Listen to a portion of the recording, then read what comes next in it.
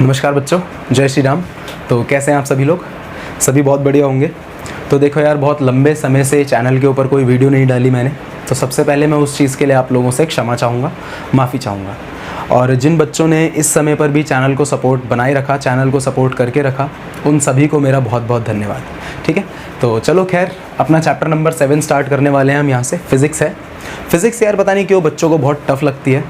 हो सकता है ऐसा न्यूमेरिकल्स की वजह से होता हो, ठीक है, क्योंकि इसमें बहुत सारे न्यूमेरिकल्स होते हैं। तो मैंने देखी है ये चीज़ कि बहुत सारे बच्चों को न्यूमेरिकल्स में प्रॉब्लम आती है। ठीक है, तो न्यूमेरिकल्स के लिए मैंने एक सेपरेट वीडियो बना के रखी हुई है, आप लोग वो देख लेना। न्यूमेरिकल्स कैसे सॉल्व करें ऐसे करके वो वीडियो है, चैनल पे आपको मिल जाएगी, या लिंक भी मैं दे दूँगा यहीं पे।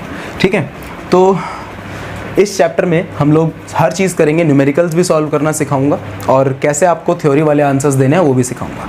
ठीक है, तो चलो अपना चैप्टर स्टार्ट करते हैं। गति।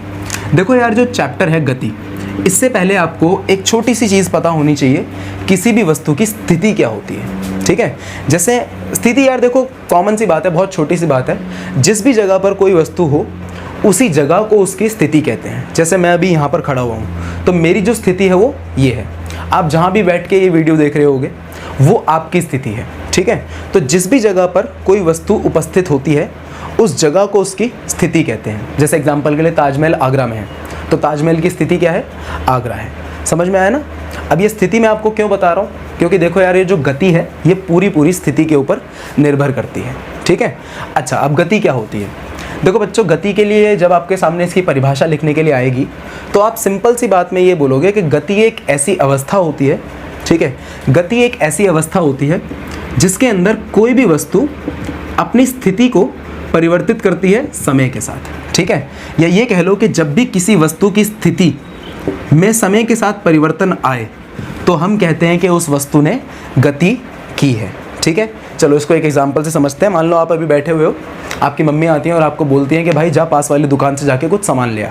ठीक है, कुछ भी सामान लेने के लिए भेज देती हैं। तो आप अपने घर से निकलोगे, जो आपकी अभी इसकी स्थिति थी, आप अभी अपने घर में हो, तो आपकी जो स्थिति है वो आपका घर है। आप घर से निकलोगे, बाहर जाओगे, दुकान पर जाओगे, दुकान तक जाने में आपको 2 मिनट, 3 मिनट, 5 मिनट जो भी समय लगेगा, आपने कुछ समय भी लिया और आपकी स्थिति भी परिवर्तित हो गई।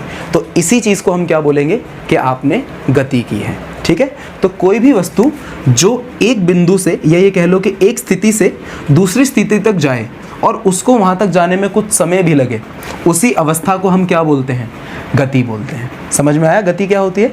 तो गति एक ऐसी अवस्था होती है जिसके अंदर कोई भी वस्तु अपनी स्थिति को समय के साथ परिवर्तित करती है। ये चीज़ आप लिख लेना। ठीक है, जो मैंने बोला कि गति एक ऐसी अवस्था होती है जिसमें कोई भी वस्तु अपनी स्थिति को समय के साथ परिवर्तित करती है। ठीक है, क्लियर? जैसे मान लेते हैं कि कोई भी जो वस्तु होगी वो अभी ए बिंदु पर होगी, वो कुछ समय के बाद बी बिंदु पर पहुंच गई। ठीक है, इसमें मान लो उसको 10 सेकंड का समय लग गया, ए से बी तक जाने में उसको 10 सेकंड का समय लग गया, तो इसी अवस्था को हम क्या बोलेंगे?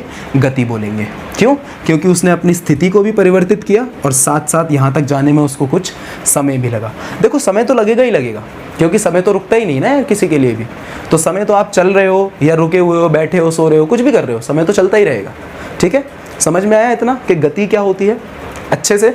ठीक है, अच्छा, गति के बाद जो है हमारी विराम अवस्था। देखो, जितनी ज़रूरी आपको गति मतलब इसमें पढ़ना है, उतना ही ज़रूरी आपको विराम अवस्था के बारे में भी पढ़ना है। ठीक है, मतलब उतना ही ज़रूरी है विराम अवस्था भी। क्यों?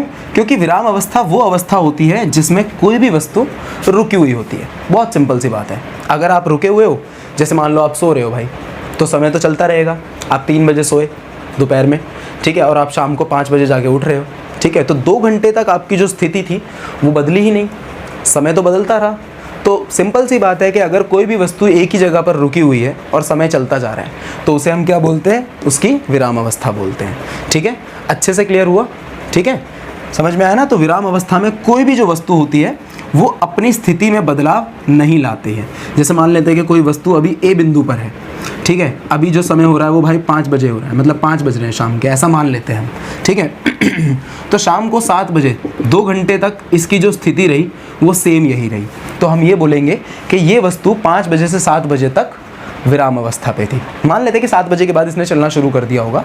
ठीक है, तो 5 बजे से 7 बजे तक, या ये कह लो कि समय के साथ जब कोई भी वस्तु अपनी अवस्था को या स्थिति को चेंज ना करे, परिवर्तन ना लाए, तो उस स्थिति को हम क्या बोलते हैं, उस अवस्था को हम क्या बोलते हैं, विराम अवस्था बोलते हैं। समझ में आई इतनी बात कि गति और विराम अवस्था क्या होती है? ठीक है, चैप्टर की स्टार्टिंग यहीं से है। अच्छा, इसके बाद देखो बच्चों एक और चीज़ कि ये जो गति है आपकी, गति होती है एक प्रकार की भौतिक राशि। अब ये भौतिक राशि क्या होती है? देखो, भौतिक राशि का मतलब होता है जिस भी चीज़ को हम मेजर कर सकते हैं, जिस भी चीज़ को हम माप सकते हैं, उसे हम भौतिक राशि कहते हैं। इसे इंग्लिश में फिजिकल क्वांटिटी कहा जाता है। ठीक है, भौतिक राशि। भौतिक राशि मतलब जिसको आप मेजर कर सकते हो। मेजर करने का मतलब जिसको आप माप सकते हो। जैसे लंबाई एक भौतिक राशि है, चौड़ाई एक भौतिक राशि है, ठीक है, वज़न भौतिक राशि है। समझ गए? तो जिस भी चीज़ को हम मेजर कर सकते हैं, जिस भी चीज़ को हम माप सकते हैं, उसे हम भौतिक राशि कहते हैं। तो गति भी एक प्रकार की भौतिक राशि है, गति को भी मापा जा सकता है। ठीक है, मतलब स्पीड को हम माप सकते हैं ना, तो ये है। अब ये जो भौतिक राशियाँ होती हैं बच्चों, ये दो प्रकार की होती हैं। ठीक है, भौतिक राशियाँ हमारी दो प्रकार की होती हैं। पता है आपको ये बात? एक भौतिक राशि वो होती है जिसके पास, ठीक है, जिसके पास केवल और केवल संख्यात्मक मान होता है। ठीक है, जिसके पास केवल और केवल संख्यात्मक मान होता है। और एक भौतिक राशि वो होती है जिसके पास संख्यात्मक मान भी होता है और साथ साथ उसके पास एक दिशा भी होती है। ठीक है, समझ में आया ना अच्छे से? तो जिन राशियों के पास दिशा नहीं होती है लेकिन हम उनको माप सकते हैं, उन राशियों को हम बोलते हैं बच्चों अदिश राशि। ठीक है, अच्छे से क्लियर? तो जिन राशियों के पास दिशा नहीं होती है और उनको हम माप सकते हैं, उन राशियों को हम बोलते हैं अदिश राशि। जिन राशियों को हम माप भी सकते हैं और इनके पास एक दिशा भी होती है, ठीक है, जिन राशियों को हम माप भी सकते हैं और इनके पास एक दिशा भी होती है, उन राशियों को क्या कहा जाता है? उन राशियों को सदिश राशि कहा जाता है। इतनी बात क्लियर? अच्छा, अदिश राशि का एक एग्जांपल दे देता हूँ मैं आपको। तो तापमान, ठीक है, तापमान जो है ये एक अदिश राशि है। क्यों भाई? क्योंकि तापमान को हम केवल माप सकते हैं। हम ये बता सकते हैं कि आज 30 डिग्री तापमान है, आज 32 डिग्री तापमान है, पर क्या हम ये बता सकते हैं कि 32 डिग्री जो है वो साउथ की तरफ जा रहा है, दक्षिण की तरफ जा रहा है? नहीं बता सकते ना ऐसे। तो ऐसी राशियों को क्या कहा जाता है? अदिश राशि कहा जाता है, जिसमें हम केवल और केवल उसको माप सकते हैं। ठीक है, और उसकी दिशा को हम नहीं बता सकते हैं। क्लियर है अच्छे से? हाँ, लेकिन सदिश राशि के अंदर आता है आपका बल। बल, देखो बल क्या होता है? एक सदिश राशि होती है। क्यों भाई? क्योंकि आप बल को माप भी सकते हो और बल को मापने के साथ साथ आप ये भी बता सकते हो कि बल हम किस दिशा में लगा रहे हैं। जैसे एग्जांपल देता हूँ, अब ये मार्कर है, मार्कर से मैंने बोर्ड में अंदर की तरफ, अब ये कोई एक पर्टिकुलर दिशा है जिसमें मैं बल लगा रहा हूँ, तो मैं इस मार्कर से इस बोर्ड पर बल भी लगा रहा हूँ और एक दिशा में भी लगा रहा हूँ। समझ में आया? तो इन राशियों को क्या कहा जाता है? सदिश राशियाँ, जिनके पास आपका एक संख्यात्मक मान भी हो। संख्यात्मक मान का मतलब जिनको आप मेजर कर सकते हो, जिनको आप संख्या के रूप में बता सकते हो। जैसे बल को अगर मैं लिखूंगा तो बल को मैं ऐसे लिखूंगा ना, 10 न्यूटन, तो इस संख्यात्मक मान की बात हो रही है।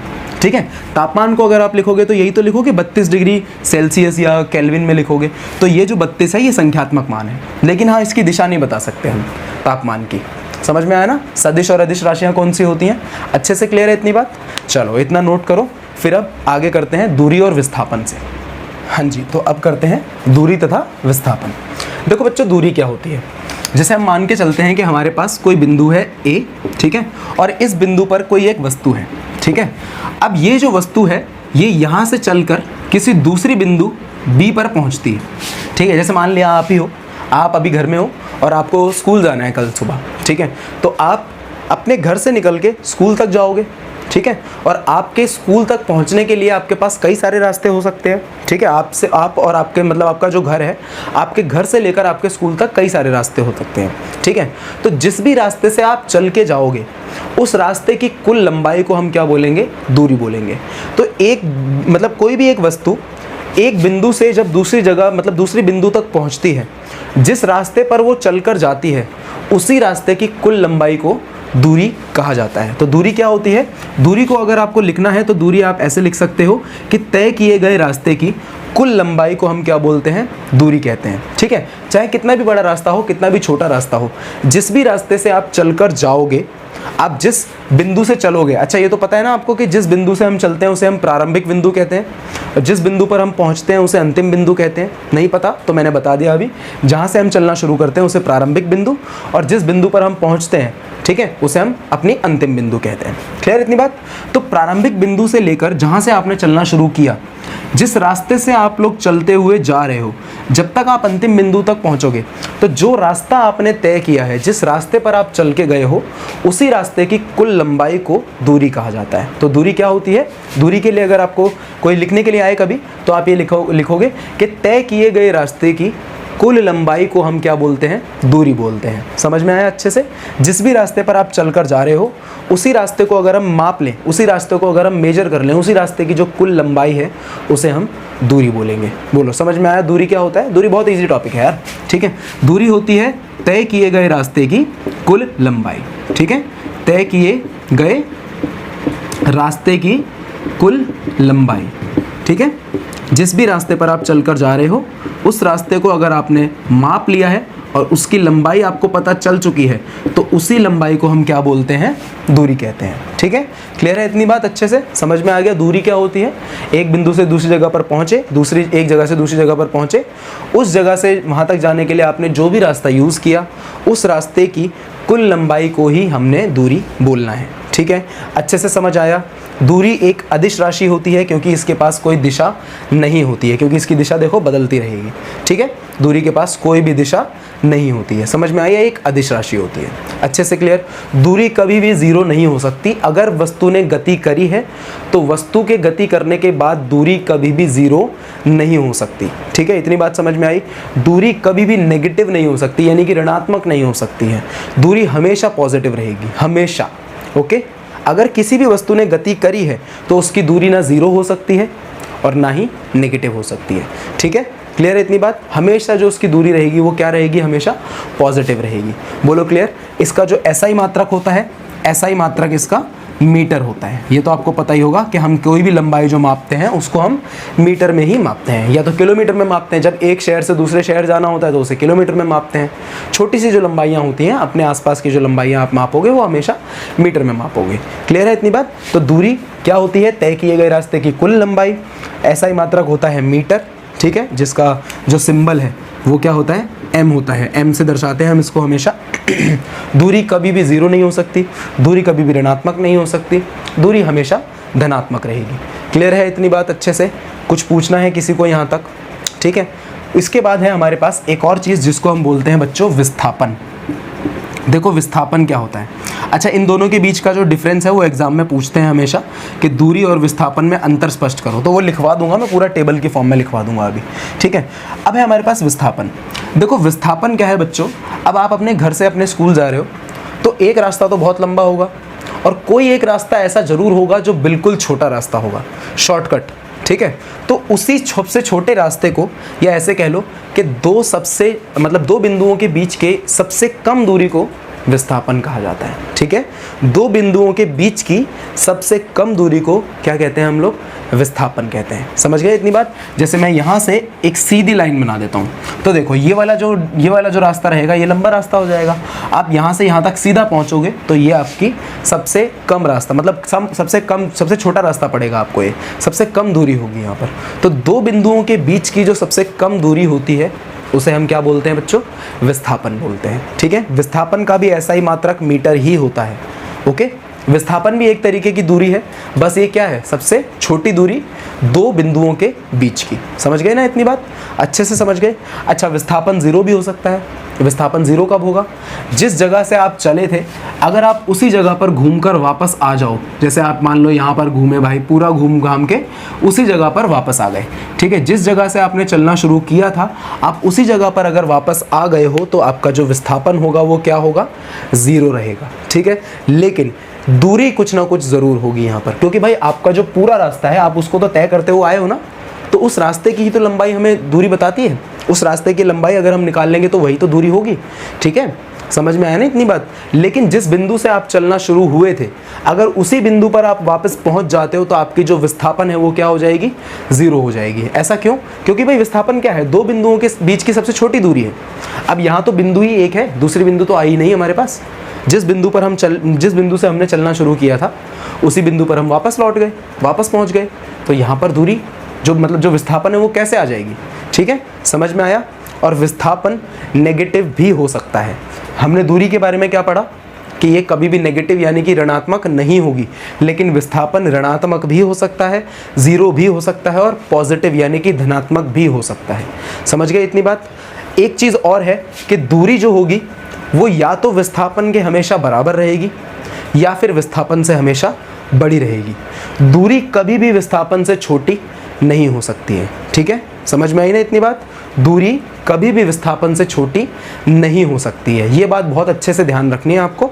ये 3-4 पॉइंट है जो आपको एग्जाम में लिखने होंगे अगर इनके बीच में अंतर स्पष्ट करने के लिए आता है तो। और विस्थापन एक सदिश राशि है। सदिश राशि कैसे है भैया, देखो ये केवल और केवल एक ही दिशा में होगी एक पर्टिकुलर दिशा में होगी, सीधी जा रही है ना। जैसे मान लेते हैं एक बिंदु ये है और दूसरी बिंदु ये है। ठीक है भाई, ये कोई बहुत बसा हुआ इलाका है जिसमें आपको घूम घाम के इस बिंदु तक पहुंचना होगा। आप इस रास्ते से इस बिंदु तक पहुंचते हो, इसके अलावा आपके पास कोई रास्ता नहीं है। तो आपकी जो दूरी है वो यहाँ पर है, लेकिन जो विस्थापन है वो ये है। और विस्थापन की कोई एक दिशा तो है बिल्कुल सीधी, तो इसलिए ये एक सदिश राशि है। समझ में आया। दूरी एक अदिश है और ये एक सदिश राशि है। बोलो क्लियर, अच्छे से क्लियर। दोनों का ही जो सिंबल होता है, दोनों को ही जो हम दर्शाते हैं वो इस चैप्टर के हिसाब से हम एस से दर्शाएंगे, चाहे वो हमारा दूरी ही क्यों ना हो, चाहे वो हमारा विस्थापन ही क्यों ना हो। ठीक है, दोनों को ही हमने एस से प्रदर्शित करना है। बोलो इतनी बातें समझ में आई हैं आपको। दोनों के बीच का जो अंतर है अब मैं आपको वो लिखवा देता हूँ, टेबल के रूप में लिख लेना ताकि आप लोगों को एग्जाम में कोई भी परेशानी ना हो। ठीक है, टेबल के रूप में लिखेंगे इसे। चलो लिखना शुरू करो। और क्लास में जब मैं मतलब करा रहा हूँ आपको तो साथ साथ लिखते रहा करो, क्योंकि ये नोट्स सबसे बेटर नोट्स होते हैं। ठीक है, सबसे बढ़िया चीज़ वही होती है जो आप पढ़ते समय लिखते हो, समझ भी रहे होते हो और लिख भी रहे होते हो। ठीक है, कैचिंग पावर उससे बढ़ती है। ठीक है, तो चलो एक तरफ डालो आप दूरी, ठीक है, और दूसरी तरफ डालो आप विस्थापन। ठीक है, वैसे तो देखो दोनों ही एक ही चीज़ है, विस्थापन भी एक प्रकार की दूरी ही है, लेकिन दो बिंदुओं की सबसे छोटी दूरी है। ठीक है, तो दूरी क्या होती है भाई, तय किए गए रास्ते की कुल लंबाई। ठीक है, तय किए गए रास्ते की कुल लंबाई को हम क्या बोलते हैं, दूरी बोलते हैं। तय किए गए रास्ते की कुल लंबाई। ठीक है, दूरी में आप पहला पॉइंट ये लिखोगे। ओके, दूसरा पॉइंट विस्थापन में लिखते हैं दो बिंदुओं के बीच की सबसे कम दूरी। ठीक है, दो बिंदुओं के बीच की सबसे कम दूरी। ठीक है, दो बिंदुओं के बीच सबसे कम दूरी। समझ में आया नहीं आया? यहां तक तो मेरे हिसाब से आप लोगों को समझ में आ गया होगा। ओके, विस्थापन जो है वो दो बिंदुओं के बीच की सबसे कम दूरी होती है। दूरी तय किए गए रास्ते की कुल लंबाई होती है। दूसरा पॉइंट यहाँ पर 1 ही लिख लेते हैं ना, पहला पॉइंट। दूसरा पॉइंट, दूरी जो है एक अदिश राशि होती है। ठीक है, इसके पास कोई भी दिशा नहीं है क्योंकि इसकी दिशा परिवर्तित होती रहती है। विस्थापन एक सदिश राशि है। ठीक है, क्योंकि ये केवल एक ही पर्टिकुलर दिशा यानी कि एक ही विशेष दिशा में लगती है। ओके, तीसरा पॉइंट, दूरी कभी भी ऋणात्मक और शून्य नहीं हो सकती। ठीक है, ऋणात्मक और शून्य नहीं हो सकती। ठीक है, कभी भी ये ना ऋणात्मक होगी ना ये शून्य होगी। ठीक है, ऋणात्मक व शून्य नहीं होगी, कभी भी नहीं होगी। ठीक है, ये दोनों ही हो सकती है, ऋणात्मक, शून्य और धनात्मक, तीनों हो सकती है। अच्छा, मैं सिंबल में लिख दूं, देखो धनात्मक को मैं ऐसे लिख देता हूँ, इसका मतलब पॉजिटिव। ठीक है, ऋणात्मक यानी कि नेगेटिव। ठीक है, और जीरो हो सकती है। ठीक है, ये तीनों ही हो सकती है। आप पूरा लिख लेना। ठीक है, पूरा लिख लेना, जैसे मैंने पहले इधर वाले पॉइंट में लिखवाया है, ऋणात्मक और धनात्मक और शून्य हो सकती है।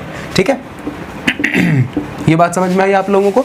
3 पॉइंट हो गए हमारे। चौथा पॉइंट, दूरी हमेशा विस्थापन के बराबर या फिर हमेशा विस्थापन से बड़ी रहेगी। ठीक है, तो इसको हम ऐसे लिखेंगे, देखो मैथ्स की तरह मैं लिख देता हूँ। ठीक है, दूरी या तो विस्थापन से हमेशा बड़ी होगी या फिर उसके बराबर होगी। ये जो नीचे मैंने लाइन लगाई है इसका मतलब है बराबर या फिर बड़ी। ठीक है, समझ में आई इतनी बात? अच्छे से क्लियर है? ठीक है, दूरी हमेशा या तो विस्थापन से बड़ी होगी या विस्थापन के बराबर होगी। बोलो क्लियर? और विस्थापन में ये पॉइंट उल्टा हो जाएगा बिल्कुल। विस्थापन जो है वो या तो दूरी के बिल्कुल बराबर रहेगी या फिर दूरी से हमेशा छोटी रहेगी। ठीक है, ये बात समझ में आई आप लोगों को? सबको अच्छे से समझ में आ गया यहाँ तक? क्या करा हमने अभी तक? दूरी और विस्थापन के बीच में दूरी क्या होती है? तय किए गए रास्ते की कुल लंबाई। विस्थापन होता है दो बिंदुओं के बीच की सबसे छोटी दूरी, सबसे कम दूरी। अदिश राशि होती है और विस्थापन एक सदिश राशि होती है। ऋणात्मक शून्य नहीं हो सकती, कभी भी नहीं होगी, कुछ भी हो जाए। दूरी अगर वस्तु ने गति करी है तो बात कर रहा हूँ मैं, ठीक है। लेकिन अगर वस्तु ने गति ही नहीं करी, अगर वस्तु विराम अवस्था पे है तो उसकी दूरी जीरो रहती है, ये बात ध्यान रखना। अगर वस्तु विराम अवस्था पे है तो उसकी दूरी जीरो ही रहेगी।